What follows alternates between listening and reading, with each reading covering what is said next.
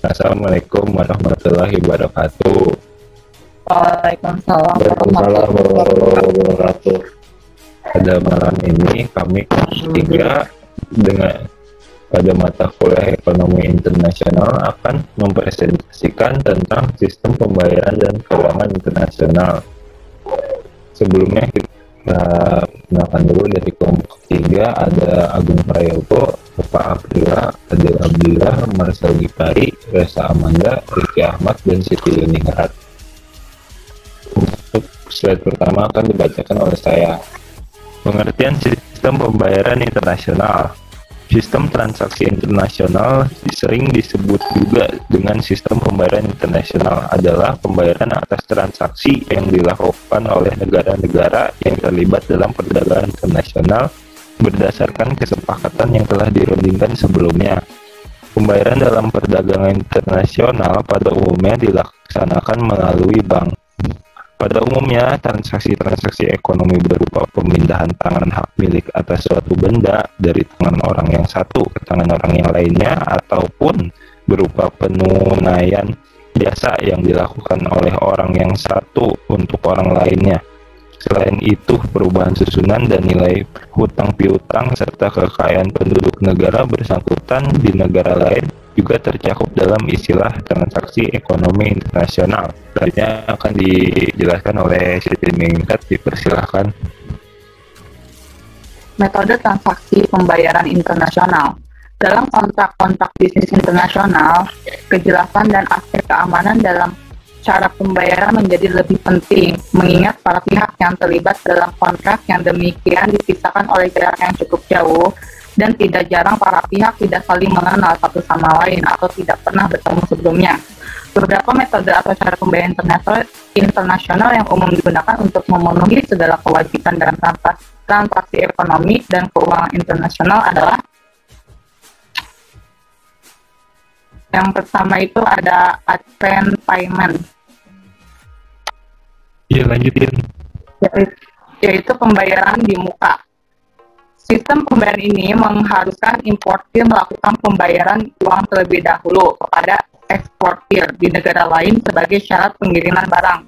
Pembayaran yang dilakukan oleh importir kepada eksportir sebelum barang dikapalkan, baik untuk seluruh nilai barang full payment maupun untuk sebagian partial payment. Kesepakatan tentang cara pembayaran ini dicantumkan dalam kontrak jual beli atau seller kontrak antar kedua pihak atau dalam surat pesanan yang diterima oleh eksportir dari importir.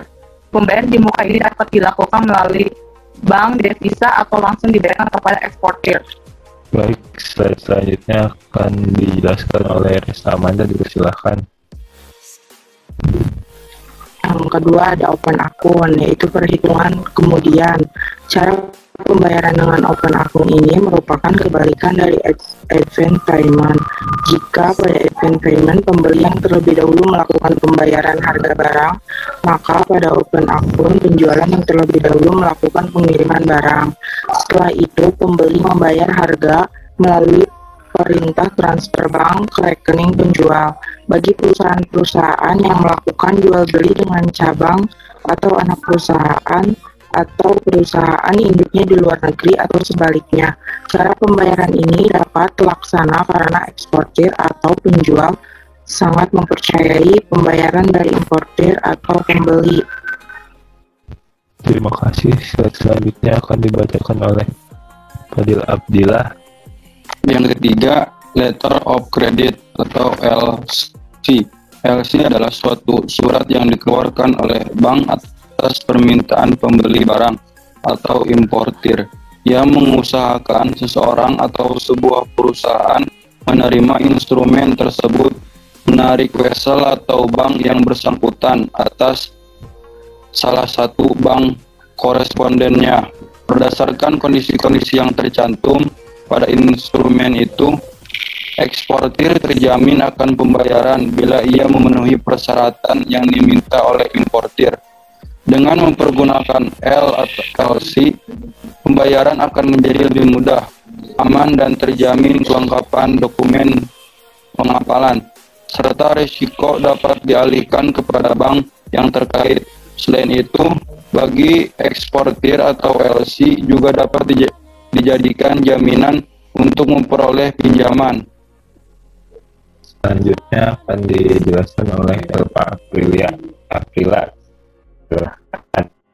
Juga dikategorikan sebagai cara pembayaran transaksi.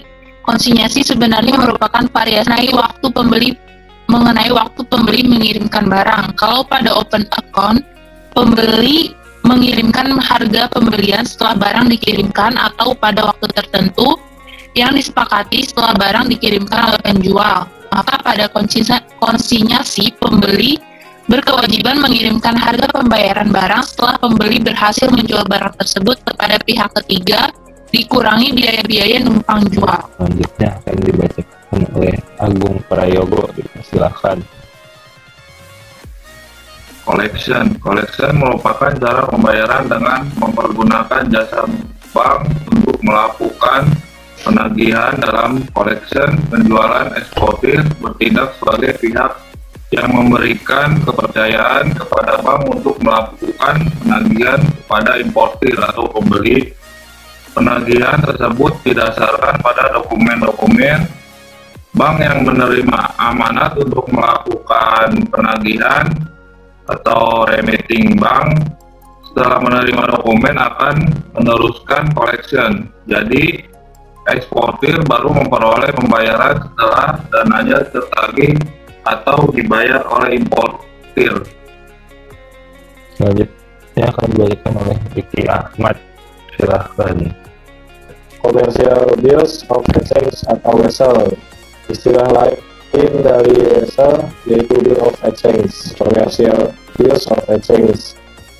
Draft atau trade bills, cara pembayaran dengan menggunakan wesel paling umum dipakai dalam perdagangan. Wesel adalah surat yang ditulis penjual, eksportir, yang berisi perintah kepada pembeli atau importir untuk membayar sejumlah uang pada waktu tertentu di masa yang akan datang. Dalam perdagangan internasional, cara pembayaran dengan menggunakan wesel dapat mengikut sertakan peran bank agar lebih mudah, mengingat jarak eksportir dan importir sangat jauh. Kelebihan sistem pembayaran internasional saat ini ada 4 bentuk utama metode pembayaran dalam perdagangan internasional. Masing-masing adalah advancement, open account, documentary collection, dan letter of credit alias LC. Tentu tidak ada satu metode pembayaran paling ideal untuk semua pembisnis. Yang ada adalah sistem pembayaran yang paling cocok setelah menimbang resiko, biaya, dan situasi bisnis. Ambil contoh advance payment. Bagi eksportir atau penjual, mungkin metode pembayaran ini yang paling ideal karena risikonya paling rendah. Tapi metode ini juga yang akan menghambat niatnya memperluas pasar, mengingat pembeli pasti enggan membayar di muka. Kesimpulan, dalam pelaksanaan transaksi perdagangan internasional atau lebih dikenal dengan aktivitas ekspor-impor, selalu ada metode pembayaran guna memperlancar proses perdagangan tersebut. Beberapa metode pembayaran dalam perdagangan internasional yang umumnya digunakan adalah sebagai berikut. Advance payment, pembayaran dilakukan sebelum barang diterima oleh importir. Open account, pembayaran dilakukan setelah barang diterima oleh importir. Letter of credit, importir memberikan jaminan pembayaran. Konsinyasi, barang dijual oleh pihak ketiga dan pembayaran dilakukan setelah barang laku terjual oleh pihak ketiga tersebut. Collection, pembayaran dilakukan setelah melihat perjanjian di dalam dokumen pembayaran mencantumkan jatuh tempo pembayaran. Commercial bills of exchange, penagihan dilakukan oleh bank sebagai perantara. Baik, terima kasih. Berikut adalah presentasi dari kelompok 3. Mohon maaf jika ada kesalahan. Wassalamualaikum warahmatullahi wabarakatuh.